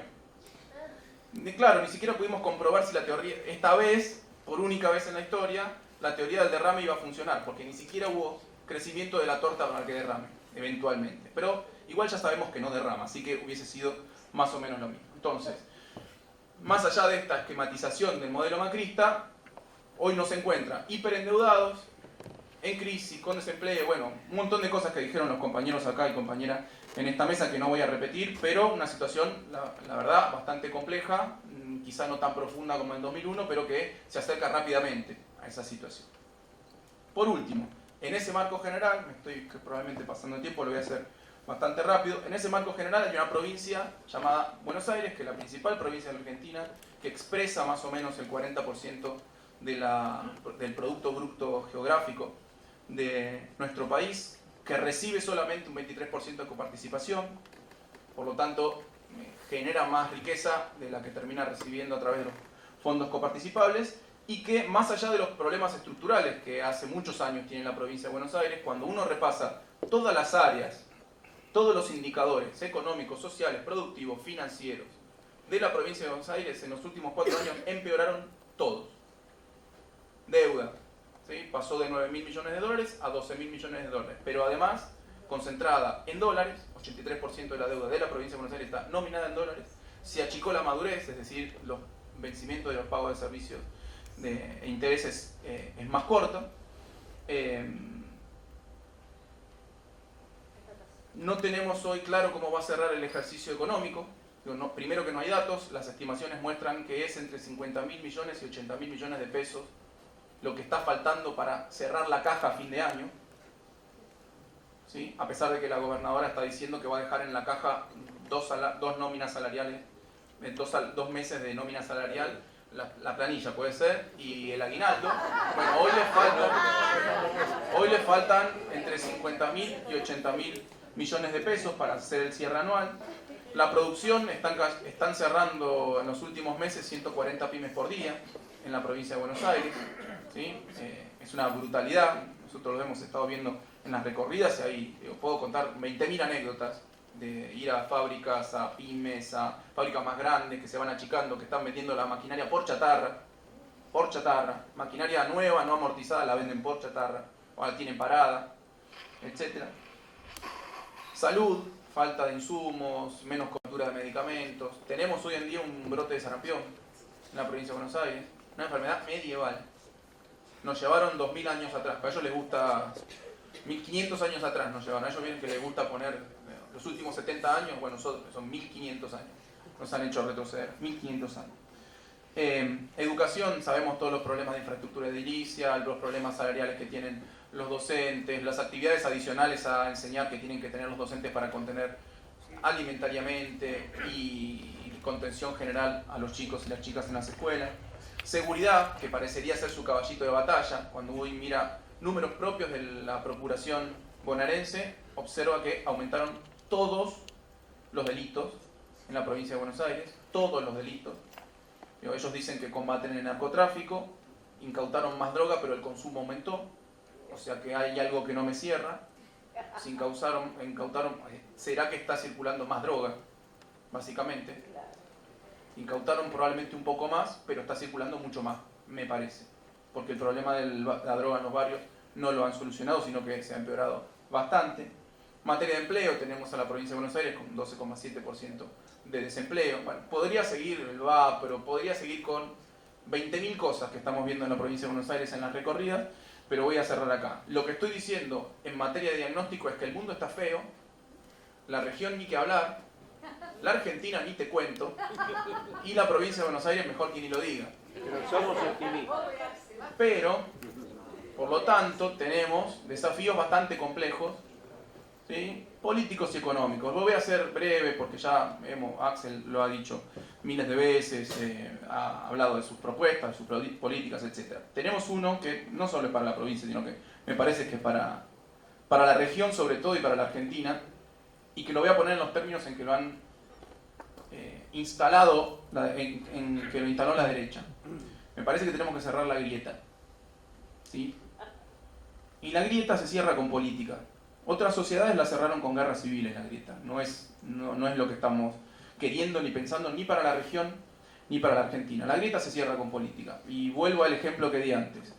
Tuvimos un consenso muy fuerte político entre la mayoría de los países de América del Sur, pero no pudimos seguir a ese modelo de desarrollo. Y lo que faltó fue política, ¿sí? Y hacer política es convencer, básicamente, persuadir y conducir, ¿sí? Hacer política es persuadir y conducir. Me parece que tenemos que avanzar en esa dimensión, de persuadir, de explicar, de cuáles son los problemas del desarrollo, de cómo se encaran en el largo plazo los problemas del desarrollo, que no es cambiando los modelos económicos de entre 4 o 5 años, o de repente, después de 12 años, de instalar un modelo económico de crecimiento, industrialización, volver 30 años para atrás, hacia las mismas políticas de la dictadura cívico-militar. Me parece que ese es un gran desafío, es un desafío complejo, difícil, pero es eminentemente político, no es técnico, es político. Segundo, hay que salir de la crisis urgente, ¿sí? Hay que cambiar la tendencia, porque el cambio de tendencia va a cambiar el humor social. La verdad, estamos golpeados. Estamos con mucha esperanza por lo que viene, estamos muy ilusionados con lo que viene, pero estamos golpeados por la situación económica, estamos muy golpeados por la situación social. Hay que cambiar la tendencia. Cambiar la tendencia es parar la crisis. Y me parece que en este escenario que yo planteé hace un rato, mundial y regional, fundamentalmente, una salida exportadora de corto plazo es bastante difícil. Me parece que el cambio de tendencia económica tiene que venir de la mano del mercado interno. ¿Sí? Hay que poner en funcionamiento el principal motor que tiene la economía argentina, que es la demanda doméstica, el consumo interno y la inversión pública. Me parece que en el corto plazo eso es lo que nos va a permitir cambiar la tendencia y lo otro va a venir después, ¿sí? Ese es un desafío más de largo plazo, volver a crecer de manera sustentable, apostando a las exportaciones, apostando a la mejora de la productividad, como decía Magdalena, apostando mucho por el cambio tecnológico, ¿sí? Por el desarrollo de la ciencia, la tecnología, la educación superior, con el agregado de valor y de conocimiento a la producción nacional. Y por último, más para la provincia, hay que ponerla en marcha, como es el eslogan de campaña de Axel. Hay que poner en marcha la provincia y más o menos tenemos esa misma dimensión, una cuestión más coyuntural, que son las emergencias que está dejando la gobernadora Vidal, una emergencia alimentaria, una emergencia educativa, una emergencia en materia de salud, una emergencia en materia de seguridad. Me parece que hay que atacar muy rápidamente una emergencia de cómo se refinancian esos vencimientos de la deuda provincial. Eso es lo que hay que atacar mucho más urgentemente, pero teniendo en cuenta también un programa de largo plazo. Y un programa de largo plazo sostenible tiene que estar siempre en el largo plazo basado en la producción.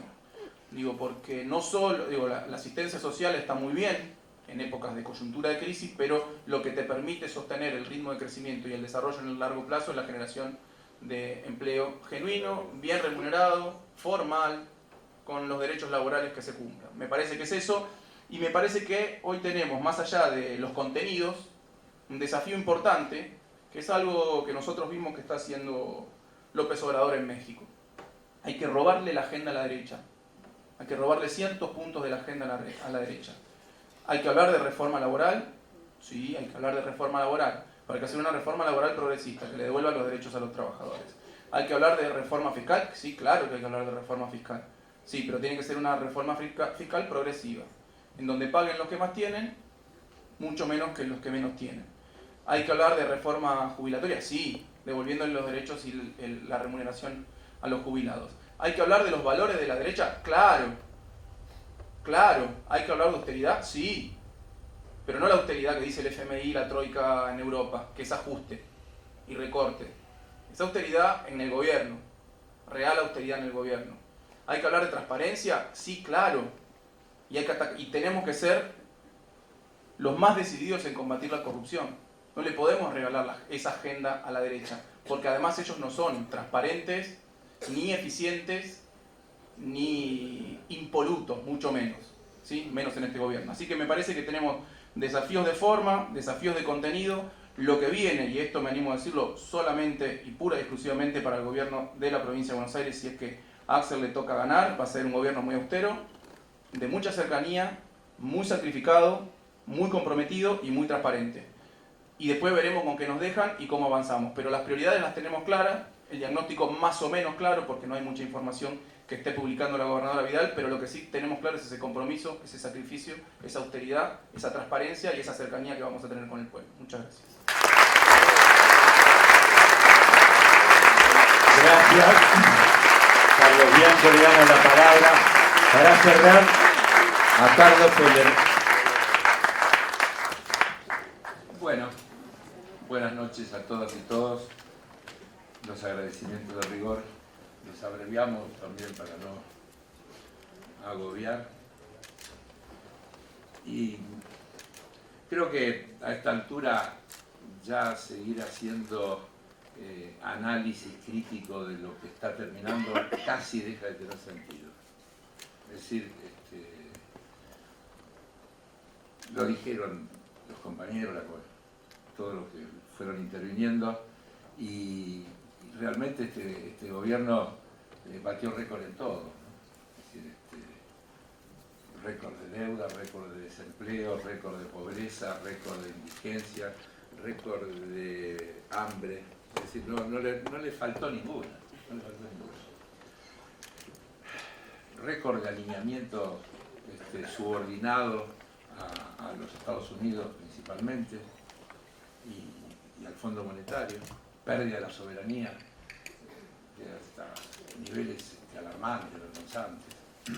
Así que el ratito que voy a ocupar creo que es más valioso para pensar junto con ustedes y con las cosas que acá se dijeron y demás sobre el futuro, porque el futuro es ya, por suerte, es decir, esto se terminó. Y si bien faltan instancias a cubrir, todos somos conscientes que esto se terminó y que lo importante es lo que viene. Lo primero que habría que decir que, por suerte, no es como decía Macri, que siempre decía, créanme que es por acá, y no se equivocaba nunca, es por acá. Yo digo, tenía un tic infalible a la derecha, siempre. No hay otra, yo lo pienso, pero créanme, es por acá. Bueno, no es por ahí. Definitivamente no es por ahí. La segunda cuestión es que efectivamente hay un punto de partida difícil, duro. Pero nosotros le tenemos que poner un contenido, no de optimismo fácil, pero sí de perspectiva.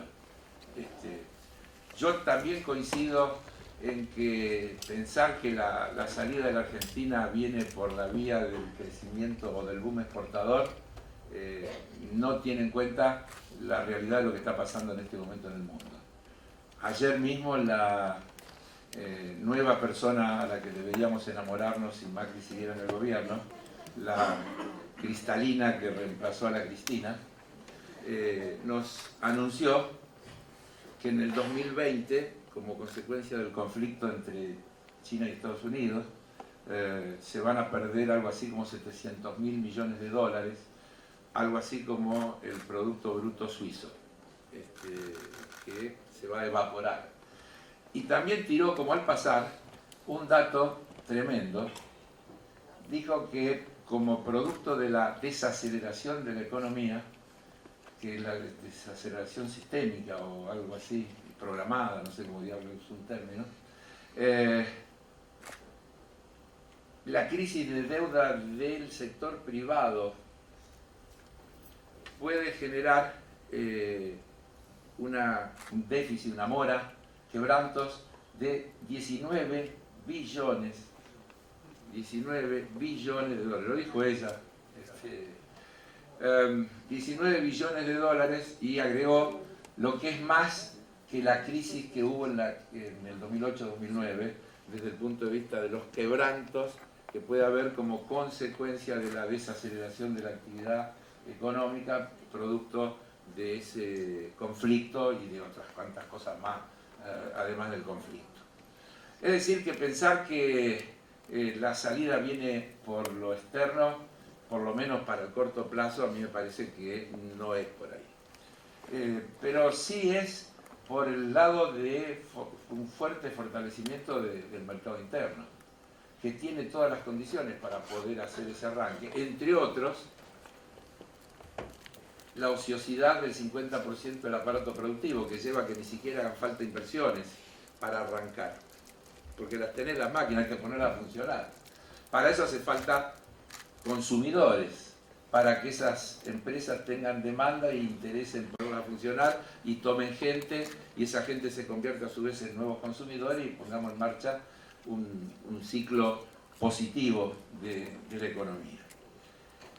Para arrancar, habría que empezar por donde Alberto Fernández y Cristina están planteando, pero yo quiero arrancar desde Cristina el día que presentó el libro por primera vez en la Feria del Libro. Y ella allí tiró el tema del contrato social responsable. Y cuando lo ejemplificó, tomó como referencia el pacto Perón-Helbach y dijo varias cosas. Primero, que Helbach había sido, a juicio de ella, el último empresario que había entendido de verdad de lo que se trataba. Pero después dijo que eso es válido en tanto y en cuanto como en aquel momento se logra plasmar no en intenciones, no en declaraciones, sino en leyes, en regulaciones, en cosas concretas. Aquel pacto, aquel contrato, aquel acuerdo al que Cristina nos referencia cuando nos dice para dónde ella cree que tienen que ir las cosas, se materializó en algo así como 20 leyes. 20 leyes que luego, por ejemplo, de producir un aumento de salario inicial, planteó un congelamiento de precios y salarios, que planteó regulación de tasas de interés. Se planteó un montón de cuestiones que son esenciales para que la economía pueda arrancar y se le pueda poner una traba al proceso inflacionario, que también podríamos decir a esta altura, la experiencia ha demostrado que no es un problema monetario.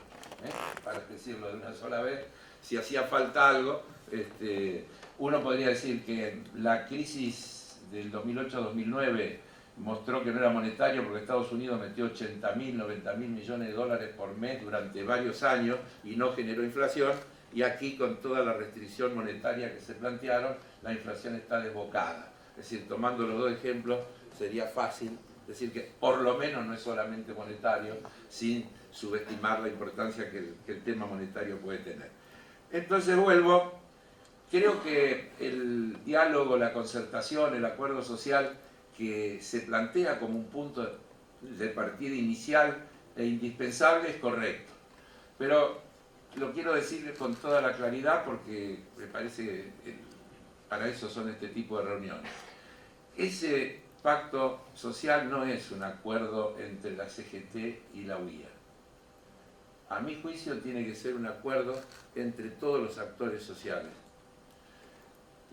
La UIA no representa a la totalidad de los empresarios, ni mucho menos. La CGT no representa a todos los trabajadores, ni mucho menos. Hay que pensar en todas las cosas que aquí se dijo, en la representación de la economía popular, de la economía social y solidaria, de la agricultura familiar, de la comunidad científico-técnica. Es decir, todos los actores de la sociedad tienen que formar parte de ese debate y de ese compromiso que luego debe derivar en proyectos concretos que deben transformarse en leyes y no en declaraciones como la que firmaron los empresarios aquel día en Olivo cuando, después de vetar Macri la ley antidespido, se comprometieron, dieron palabra de honor que no iban a despedir gente.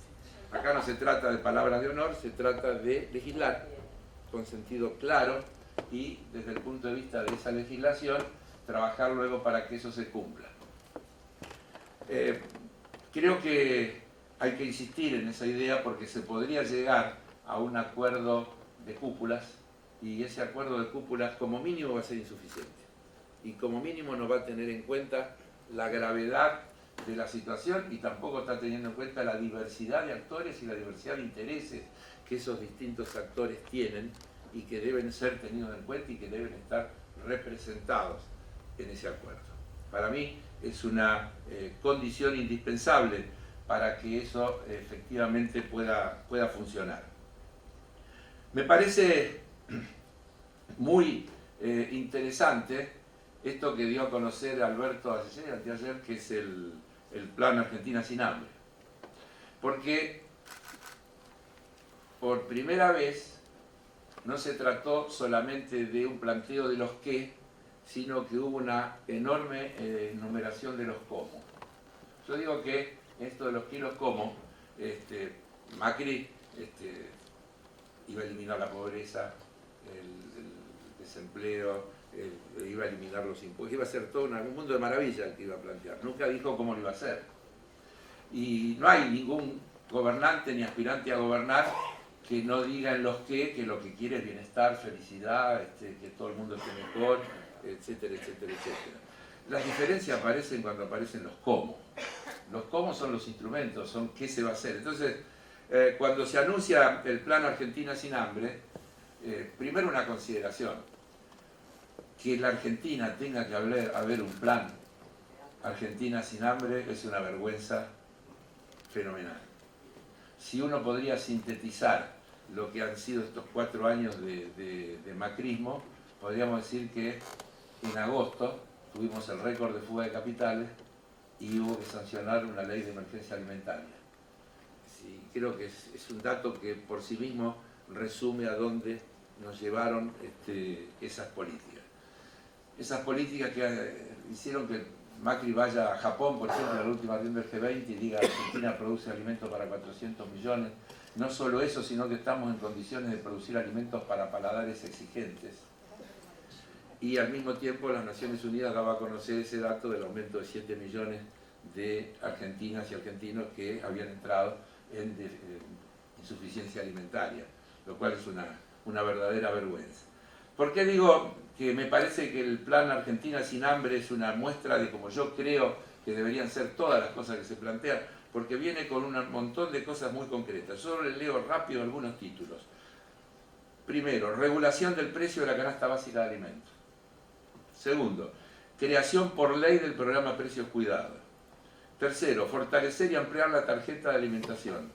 Cuarto, implementar una nueva canasta básica de alimentos saludables.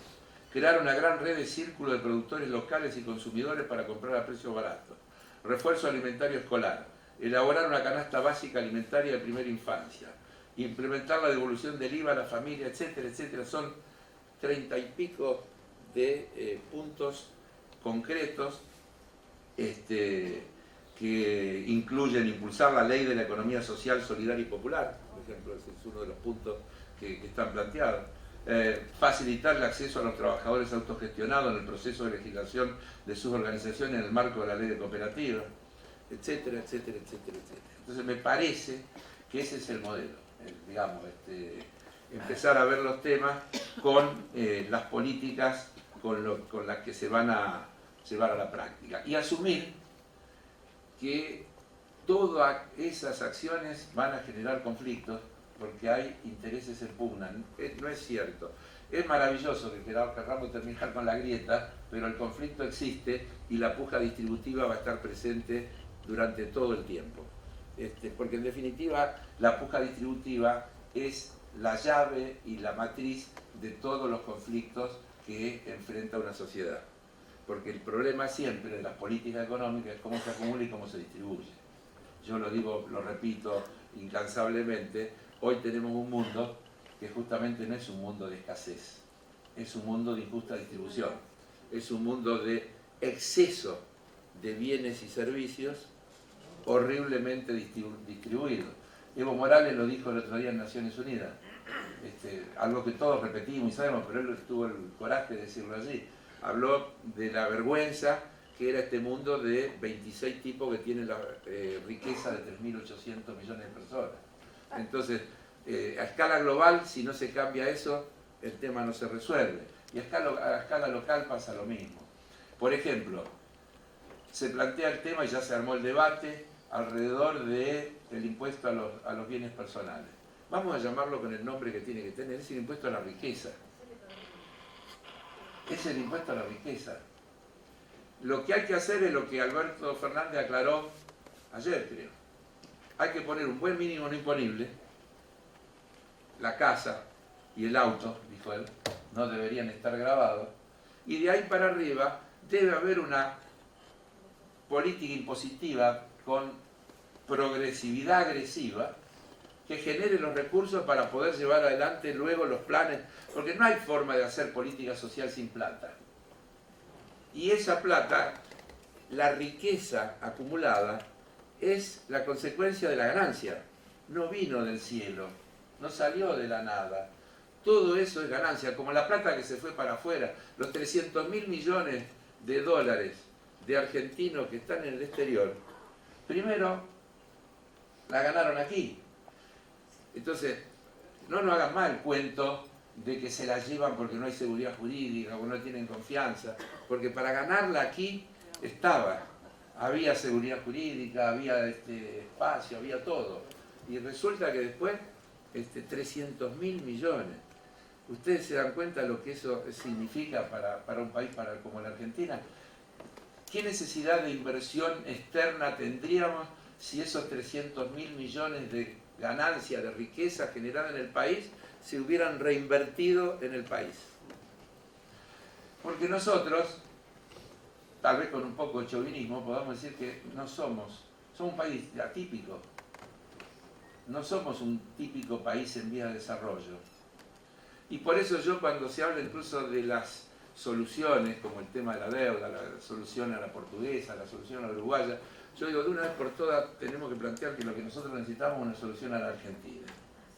Y la solución a la Argentina tiene que partir de la base de cuáles son nuestras condiciones objetivas, nuestras ventajas comparativas, nuestras debilidades, y desde ahí plantearnos cómo encaramos toda esta cuestión.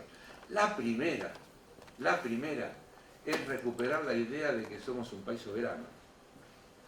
Si no partimos de asumir plenamente que somos un país soberano, dueño de nuestras decisiones, y que todo lo vamos a tener que ir a subordinar a que nos digan que sí o que no, o hasta aquí sí, pero más de aquí no, es muy difícil que podamos salir de esta trampa en la que nos han metido.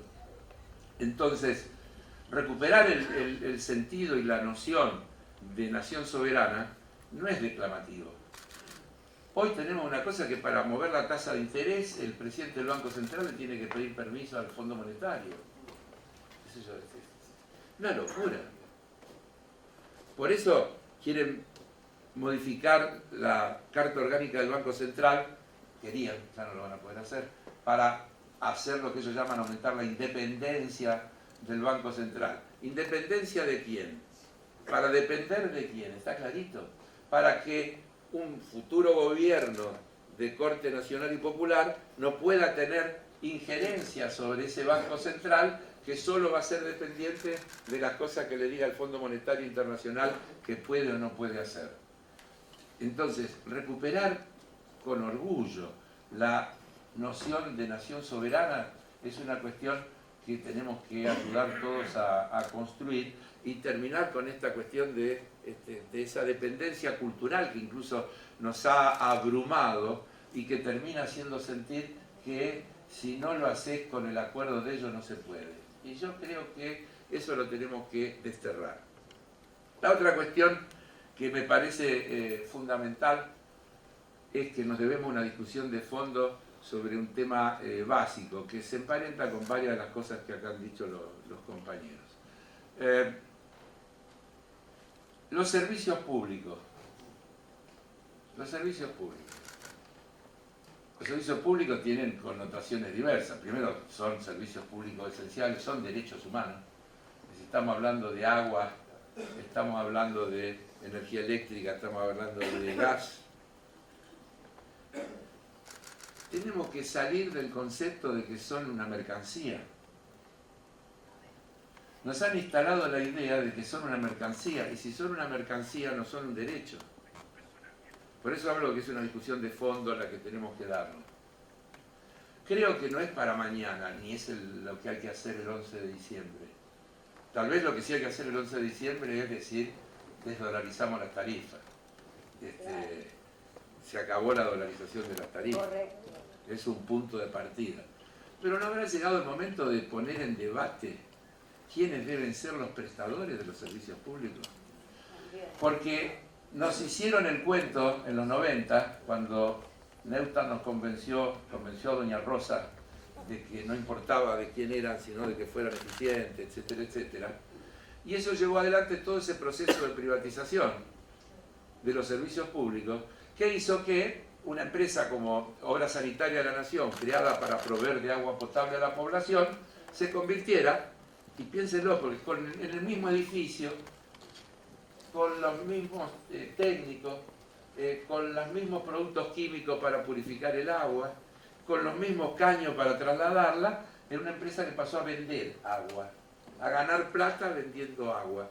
Y en ese cambio del objeto social hay una cuestión sustancial. Si la empresa está hecha para vender agua, quiere ganar la mayor cantidad de plata posible vendiendo agua. Si la empresa está hecha para proveer de agua potable a la sociedad, a la familia, el objetivo es que sea eficiente, que lo haga al menor costo posible para que todo el mundo tenga acceso a una cuestión tan esencial como tener agua potable. Entonces, ¿por qué no pensar en un futuro inmediato que podríamos imaginar empresas tripartitas. Yo no hablo de volver ni siquiera al esquema anterior, que tenía vicios, que tenía defectos y que permitieron que se pueda hacer toda esa campaña ideológica para negar que lo público podía ser eficiente. Nosotros tenemos que reivindicar la idea de que lo público puede ser tan o más eficiente que lo privado y tenemos que erradicar la idea de que el lucro es el único motor de la eficiencia, que servir, que dar un buen servicio es un gran motivador de prestar servicios eficientes. Entonces, hoy se está debatiendo en el mundo, por ejemplo, los laboristas ingleses están planteando en su programa recuperar para la gestión pública, no reestatizar, recuperar para la gestión pública las empresas prestadoras de servicios, con empresas tripartitas, el Estado, los trabajadores y representaciones de los usuarios elegidos a través de la voluntad popular. Así como se elige consejeros escolares, elegir ciudadanas y ciudadanos que están presentes en los consejos de administración de las empresas prestadoras de servicios públicos. ¿Qué mejor herramienta para luchar a favor de la transparencia, contra la corrupción y por la eficiencia que poner a la representación de los trabajadores y la representación de los usuarios en la gestión de la cosa pública? Me parece que es un debate, insisto, no es para plantearlo para el 11 de diciembre, pero creo que lo tenemos que poner en discusión. Porque si no vamos a estar en conflicto permanente entre la empresa que tiene como objeto la maximización de la ganancia y las políticas públicas que deberían garantizar que todo el mundo, independientemente de sus ingresos, tenga garantizado el acceso a esos servicios esenciales que son derechos. Es una cuestión fundamental en el debate que viene y creo que nos tenemos que proponer darlo y por eso nos animamos a plantearlo. Bueno, puede ser. Aquí ya se habló, pero el tema del manejo de las divisas y del comercio exterior es otra cuestión clave. Me permito por un momento volver para atrás. ¿Cómo habrá sido de desastroso lo que ha hecho este gobierno que de última tuvieron que tomar las únicas, tuvieron que dejar de lado las únicas cosas que prometieron y cumplieron? El control de la... No me gusta CEPO. CEPO es un instrumento de tortura, es un invento de los enemigos de la regulación. Hasta con el lenguaje, yo me estoy cansado de insistir en eso. Le dicen blue al dólar ilegal. ¿Saben por qué le dicen blue? Porque el azul es el color de la libertad. Entonces el dólar paralelo, el ilegal, es el dólar libre. Y le dicen cepo a la administración de las divisas porque el cepo es un instrumento de tortura. Y te instalan y nos ganan el boche y nosotros mismos decimos cepo. Y no hay ningún cepo, es administrar un bien escaso que si no es administrado genera situaciones como esta que estamos viviendo. Es imposible pensar un país como la Argentina que no tenga políticas públicas de administración de las divisas. Ahora, fíjense, tuvo que poner plazo para la liquidación de las exportaciones. Cristina dejó 30 días para liquidar las exportaciones. Macri llegó a infinito, porque algunos hablan de 10 años. Mentira, los 10 años también fueron derogados. Infinito. Llegaron a un momento que podían no traerla nunca. Tuvieron que restablecer un mecanismo de liquidación de las exportaciones. Tuvieron que resolver el reperfilamiento de la deuda en sus 4 versiones. Las letras, los bonos bajo ley nacional, los bonos bajo ley extranjera y la deuda con el Fondo Monetario Internacional. Y tuvieron que meter control de cambio. Yo diría, gracias Macri, porque nos ahorró un trabajo enorme. ¿Se imaginan lo que serían los grandes medios el 11 de diciembre si Alberto Fernández, el día que asume, dice que tiene que poner control de cambio, que los exportadores tienen que liquidar las divisas y que hay que renegociar la deuda porque así como está diagramada no se puede pagar? Nos hizo el trabajo sucio. Volvió el surdaje, claro. ¿Cómo será de dramática la situación que tuvieron que hacer eso, como yo dije el otro día, para no irse en helicóptero? No, ojalá que no. Ojalá que no. No, ojalá que no. No estoy de acuerdo. Falta poquito. Falta poquito. Nosotros tenemos que... No, falta poquito. Ya mirá, 17 días son las elecciones. Falta poquito. Y tenemos más que preocuparnos en cómo pensamos el futuro y cómo entre el 27 de octubre y el 10 de diciembre todas estas cuestiones se corporizan y se van planificando y se van preparando para que enseguida, es decir, se pueda empezar con acciones concretas. Bueno, hay que... Algunas de las grandes asignaturas pendientes. Necesitamos una ley de inversiones extranjeras. La ley de inversiones extranjeras, igual que la ley de entidades financieras de la que voy a hablar un ratito, son leyes de la dictadura. Es una asignatura pendiente de los 12 años anteriores que no hayamos podido modificar ninguna de esas dos leyes. Y creo que es una cosa que tenemos que plantearnos como una necesidad. La ley de inversiones extranjeras es una ley cortita, que ustedes saben que yo siempre digo, nunca vimos una ley así. Tiene 1 o 2 puntos primero que definen qué es una inversión extranjera y después está lleno de podrán. No hay un solo deberán. Es una ley sin obligaciones. Es una ley de derechos.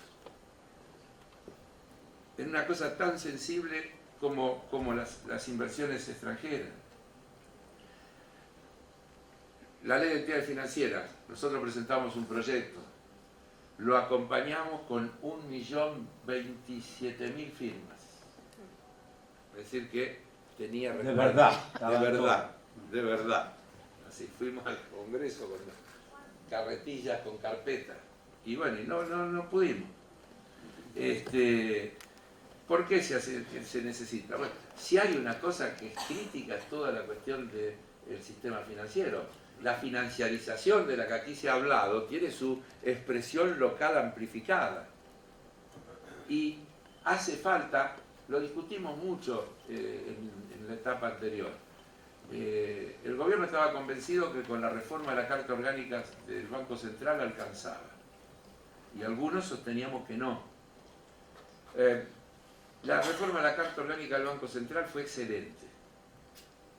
Pero fíjense que este gobierno gobernó los 4 años con esa misma Carta Orgánica del Banco Central y lo pudo hacer. ¿Saben por qué? Porque la reforma tenía una falla fundamental. También estaba llena de el Banco Central podrá. El Banco Central podrá. Y todo lo que podía era fantástico, porque le daba facultades para hacer todo lo que había que hacer. Pero dejaba librado a la voluntad de los que conducían. Y entonces vinieron estos y no querían hacer eso. Y con esa misma Carta Orgánica del Banco Central pudieron hacer todo lo que hicieron en materia financiera. Nuestro proyecto, que tenía enormes puntos de coincidencia con esa reforma de la Carta Orgánica del Banco Central, partía de 2 cuestiones. Primero, estaba lleno de deberán. Eran todas cuestiones concretas. Los bancos deberán. Segundo, partía de un principio diferenciador. La actual ley de entidades financieras es una ley que dice más o menos textualmente: los bancos podrán realizar todo tipo de operaciones menos aquellas que estén expresamente prohibidas. Que son muy poquitas. Nuestro proyecto arrancaba diciendo: los bancos solo podrán realizar aquellas operaciones para las que están expresamente autorizados. Y las enumeraba. Parece una pequeña diferencia, pero es una diferencia del día y la noche, es una diferencia sustancial. En nuestro proyecto estaba planteada la regulación de las tasas, estaba planteada la obligación de los bancos a tener un porcentaje de su cartera en préstamos a las micro, pequeñas y medianas empresas, a préstamos para la construcción de viviendas, única y familiar, un porcentaje para financiamiento de microemprendedores. Todo eso estaba incluido en el proyecto de ley, lo que acotaba el margen de maniobra de las entidades financieras. Y por eso creemos que es fundamental volver a insistir que en este próximo periodo de un gobierno nacional y popular necesitamos que leyes como esta, como la Ley de Inversiones Extranjeras o como la Ley de Servicios Financieros, porque nosotros la llamamos Ley de Entidades Financieras, en el nombre planteamos ya la diferencia. Servicios financieros. No, la Ley de Entidades se refiere a las entidades, la Ley de Servicios se refiere a los usuarios. Es un concepto diametralmente opuesto, parte del otro lugar. Por eso plantea una serie de servicios esenciales que las entidades tienen obligación de ofrecer, dirigidos hacia los sectores de menores ingresos de la población, con pautas para operativas determinadas, con tope a las comisiones, un montón de cosas. Establece un área de protección del usuario de los servicios financieros, etcétera, etcétera, etcétera. Vamos a entrar en un periodo intenso y apasionante, y termino. Quiero también advertir de otra cosa que yo la vengo diciendo hace rato y a la que no hay que tenerle miedo. Se ha conformado un frente amplio, diverso y plural. Lo amplio, lo diverso y lo plural suele ser contrario a lo profundo. Porque la diversidad implica visiones no necesariamente idénticas. Es decir, que vamos a entrar en una etapa de debate, vamos a entrar en una etapa donde todas estas cuestiones se van a discutir y nosotros tenemos que asumirlo no como temor, al revés, como una revalorización de la política y de la democracia. No hace falta el pensamiento único, hace falta el debate vivo. Cuando se forma un frente, se forma entre sectores que no tienen coincidencias totales. Los que tienen coincidencias totales están en los partidos. Cuando diversos partidos conforman un frente, llegan cada uno con lo suyo. Así que hay que asumir que el tiempo que viene va a ser un tiempo de debate. Lo vemos todos los días. Bueno, a mí no me gusta que Massa diga lo que dijo ayer sobre Venezuela.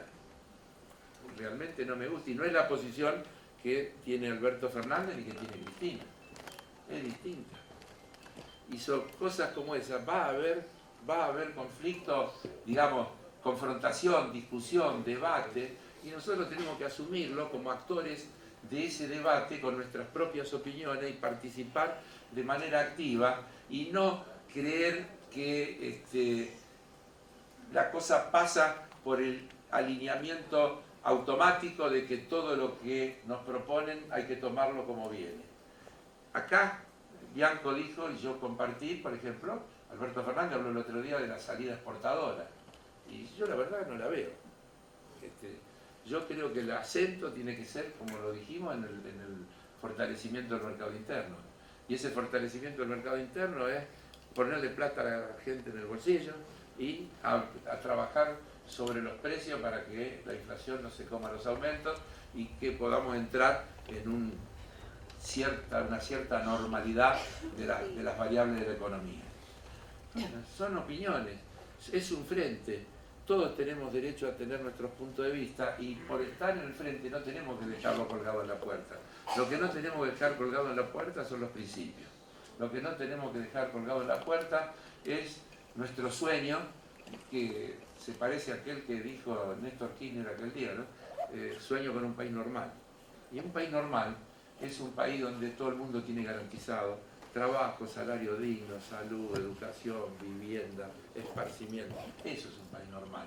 No hay otro país normal. Entonces, nosotros queremos ese país normal y nuestros esfuerzos y nuestros compromisos y lo que haremos aportando desde el lugar que a cada uno nos toque es profundizar los debates de cuáles son los mejores caminos para llegar a ese país normal. Muchísimas gracias. Bueno, gracias a todos. Damos por terminado el panel y damos por terminado el 6º Congreso que organizamos entre la UNCI y este Centro Cultural. Muchísimas gracias.